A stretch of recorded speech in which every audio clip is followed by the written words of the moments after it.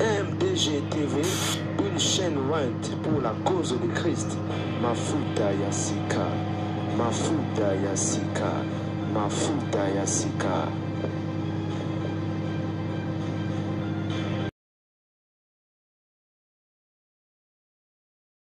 Mbote balingami nzamba mona papa mbolelanga ibino balandi MDGTV mafuta ya sika.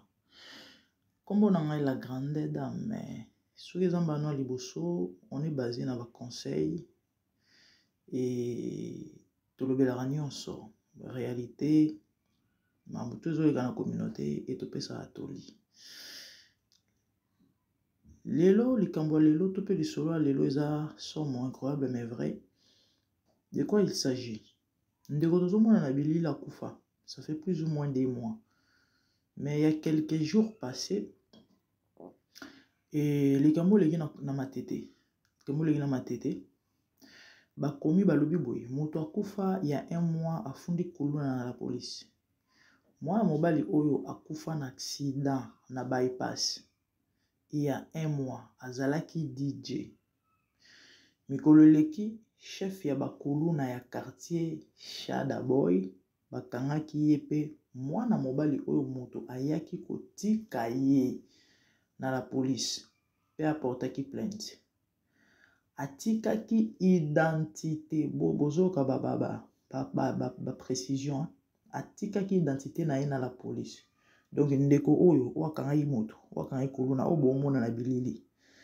Tango la police eye na adresse oyo atiki pona ko vérifier plaignant na bango.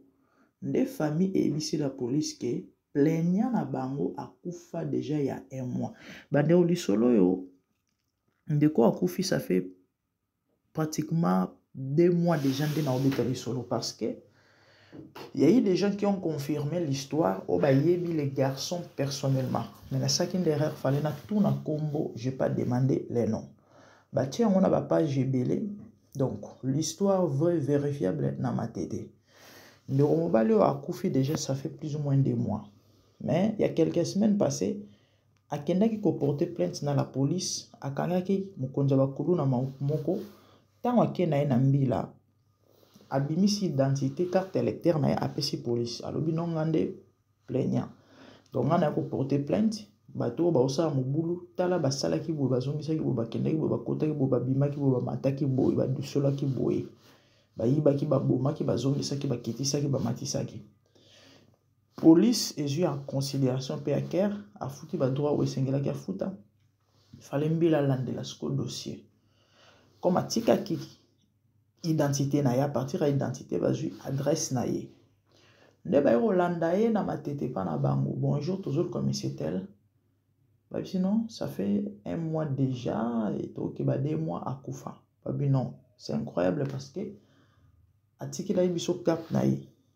Apesa biso carte na ye pardon. Toujours il va détail adresse marmonioso parce que apportaki plainte. Ayela biso kuluna moko asala ki mbeba boye. Bah si ba désolé moto bino bolo bela mwana na biso tout ko kundae akufaki na accident. Ça ki accident na bypass akufaki. Et troublé mitou ya bato. Non, et troublé binoté. Et ça, la réalité spirituelle ou existe. Rien autant que tozo ya atolo bana bandeko, il faut que sambelaka. Bato pona ba omba mona kino bato ba kina ba église, bato batanga ba kombo nzambe ba yana ba réseaux sociaux côté ya ba bato moko oyo ba lekana. Le biso toza ba raté.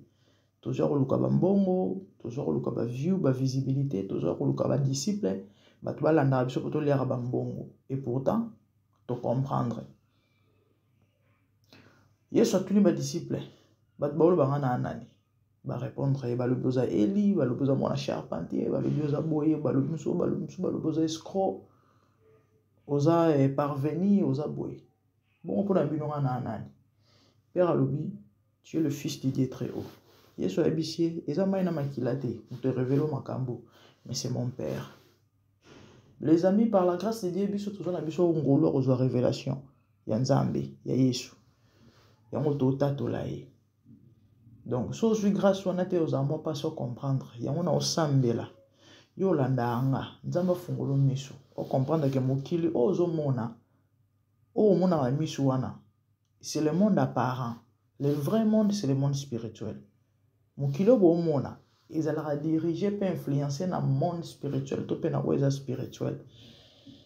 Ba réalité oyo, eza ba biloko c'est vrai to yo kango na ba masolo, kala na ba bomwana abima, ba mona ya banda ko bima. Eza ba réalité existaka. Et ba mawa ya boye mingi ezalaka oka ba sacrifier ki une telle personne. Molimo na eza na kimia te bisiki eza ezo tambola.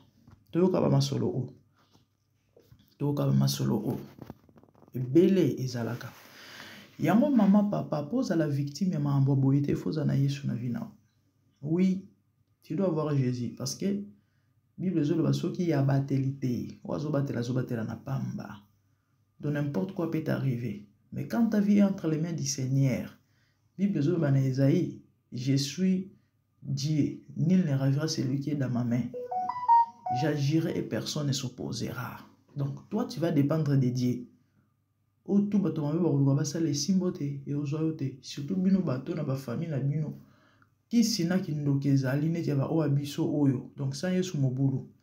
Donc bref na mukuse to lo ba ke babilo ko existaka. Ba maambo yo ezala ba réalité. Malheureusement pour les frères, moli moné na kimiate.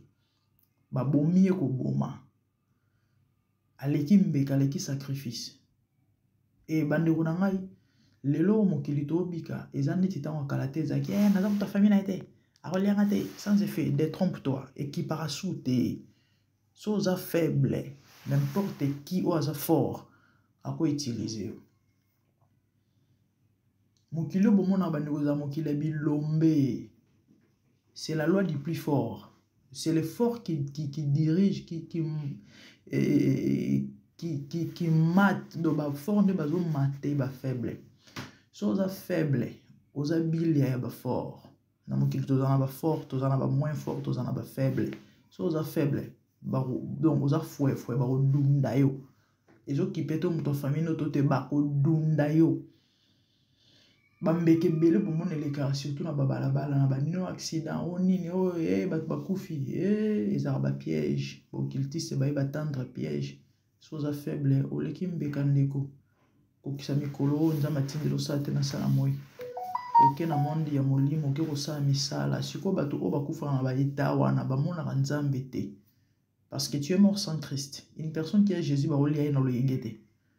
Donc quand tu meurs dans cet état, après la souffrance, nous sommes au monde dans le monde des ténèbres, ceux qui sont dans le deuxième monde, ceux qui sont dans le monde de pandémie, ceux qui sont dans Napoléon, ceux qui sont dans le monde de Nino, nous sommes au sein de la Moutoana Mbongo. Tant mikolo nzamba sala tindo na mokili koki oyo falo vivre 90 100 120 ans et koki okufi siko na ndenga solo. Siko kende wana pe okufi. Après wana âme na yo et que c'est le jugement siko so ozaki buto ozaki na Yesu te. Donc déjà généralement bato bakufa ni on bazana ba na Yesu te. Jugement c'est le monde de tourment pas si lisusu ti ozala juger après ba condamner pour ne pas avoir reçu Jésus. OK ko zika na moto ngate, c'est la Bible qui le dit dans Apocalypse. Ngana ekaka na lobana yo ba réalité pe ba vérité ya marambo oyo. Donc bref na mukuse bandeko to milengele to mibatela mitika na maboko nzambe singa protection bato mabe balonga ote yo za na Yesu koba Bible zoloba bato ba persévérer ne ba obika malgré ma amnio sozo mono zo yo kezo lembisi zo zo ngizo sala bi obenga ma disciple Yesu ya ba pasteur dia ba tout yo tikala kana makola nzambe esimbe simba te nzamba za na po moi so poza na Yesu te maman papa c'est le temps de recevoir Christ dans ta vie. So pour que dans nos églises mais na formalité yo mo yebi que no tu vis ta vie Yesu te mutaka mbaro yo sala vivra vie na yo malgré ba mon frère malgré que l'église malgré ça c'est le temps ya rocha vie no en ordre parce que tu risques d'être surpris et aux en avantage. C'était ça pour aujourd'hui. Que Dieu vous bénisse. Abonnez-vous à ma série, c'est MDGD TV Mafuta Yasika. Si c'était votre première fois, activez la cloche pour ne rien rater. Commentez, partagez. Le Seigneur ne manquera pas de vous bénir. Hein? Et moi, like et ça là, bien. Tout le monde année prochainement. De bonnes choses à vous. Merci. Au revoir. Bye bye.